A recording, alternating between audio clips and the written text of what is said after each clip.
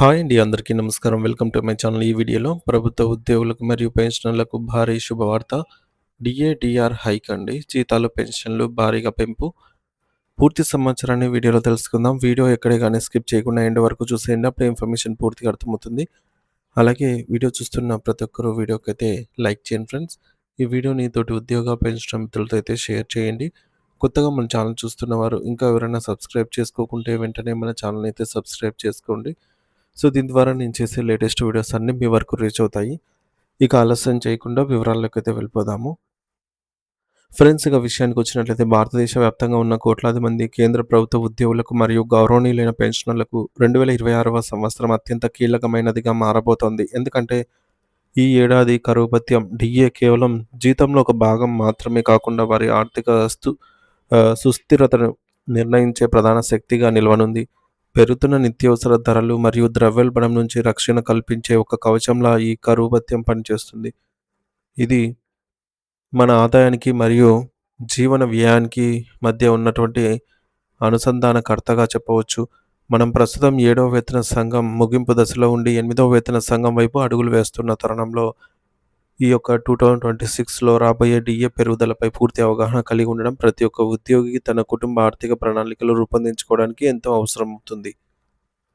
కరువు భత్యం లేదా డీఏ అనేది ద్రవ్యోల్బణం వల్ల తగ్గిపోయే రూపాయి విలువను భర్తీ చేయడానికి ప్రభుత్వం అందించే అదనపు చెల్లింపు. అంటే మార్కెట్‌లో ధరలు పెరిగినప్పుడు ఉద్యోగుల కొనుగోలు శక్తి తగ్గకుండా ఇది కాపాడుతుంది. ఈ పెంపుదలను all India consumer price index for industrial workers AICPIIW అనే సూచి ఆధారంగా ప్రతి ఏటా 2 సార్లు అంటే జనవరి 1 మరియు జూలై 1 తేదీల నుండి అమల్లోకి వచ్చేలాగా ప్రభుత్వం నిర్ణయిస్తుంది.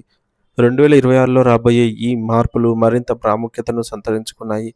ఎందుకంటే ఇవి 7వ వేతన సంఘం పరిధిలో జరిగే చివరి డీఏ సవరణలు కావచ్చు.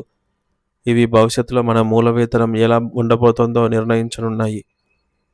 ప్రస్తుత ఆర్థిక విశ్లేషణల ప్రకారం 2025 డిసెంబర్ నాటికి డీఏ రేటు సుమారు 58% వద్ద ఉండవచ్చని అంచనా వేస్తున్నారు. దీనిని ప్రాతిపదికగా తీసుకుంటే జనవరి 1, 2026 నుండి అమల్లోకి వచ్చే మొదటి డీఏ పెంపు సుమారు 2% నుండి 3% వరకు ఉండవచ్చు. తద్వారా మొత్తం డీఏ 60% నుండి 61% వరకు చేరుకునే అవకాశం ఉంది. అదేవిధంగా జూలై 1, 2026 నుండి అమల్లోకి వచ్చే రెండో విడత పెంపు కూడా మరొక 2-3% ఉండవచ్చని, అప్పటి మొత్తం కరువు భత్యం 62-64% వరకు పెరిగే అవకాశం ఉందని నిపుణులు విశ్లేషిస్తూ ఉన్నారు. అయితే ఇవి కేవలం ద్రవ్యోల్బణ గణాంకాల ఆధారంగా వేసిన అంచనాలు మాత్రమేనని ప్రభుత్వం మార్చి మరియు సెప్టెంబర్ నెలల్లో అంటే ఫస్ట్ హాఫ్‌కి సంబంధించి జనవరి డీఏను మార్చిలో, జూలై డీఏను సెప్టెంబర్‌లో అఫీషియల్‌గా ప్రకటిస్తుందని అయితే గుర్తుంచుకోవాలి. అయితే మరి ఈ డీఏ పెంపుదల మీ చేతికి వచ్చే జీతంపై ఎంతటి ప్రభావం చూపుతుందో ఒక చిన్న ఉదాహరణ ద్వారా అర్థం చేసుకోవచ్చు.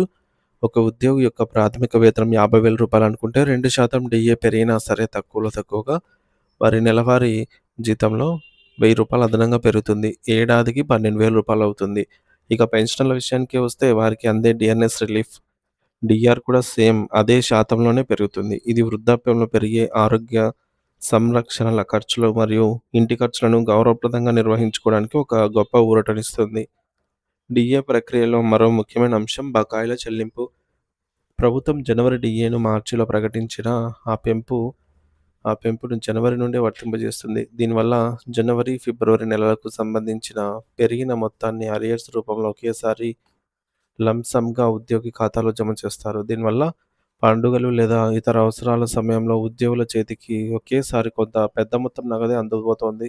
ఇది వారి పొదుపునకు లేదా పాత అప్పులు తీర్చుకోవడానికి సహాయపడుతుంది. 2026వ సంవత్సరంలో ఒక చారిత్రాత్మక మలుపైతే కానుంది ఈ యొక్క పెంపుదల వల్ల. ఎందుకంటే 8వ వేతన సంఘం అమల్లోకి వచ్చే అవకాశం కూడా ఈ 2026లోనే ఉంది కాబట్టి, గత సంప్రదాయాల ప్రకారంగా డీఏ 50% దాటిన తర్వాత లేదా కొత్త వేతన సంఘం వచ్చినప్పుడు గానీ, అప్పటి వరకు పేరుకుపోయిన మొత్తం డీఏను అంటే ఏదైతే మనకు ఇప్పుడు మనం చెప్పుకున్నామో ఆ డీఏ మొత్తం ప్రాథమిక వేతనంలో మెర్జ్ చేస్తారు. విలీనం చేయాల్సి ఉంటుంది. ఇది సాంప్రదాయం. దీనివల్ల ఉద్యోగి యొక్క బేసిక్ పే గణనీయంగా పెరుగుతుంది మరియు డీఏ మళ్ళీ 0 నుండి ప్రారంభమవుతుంది.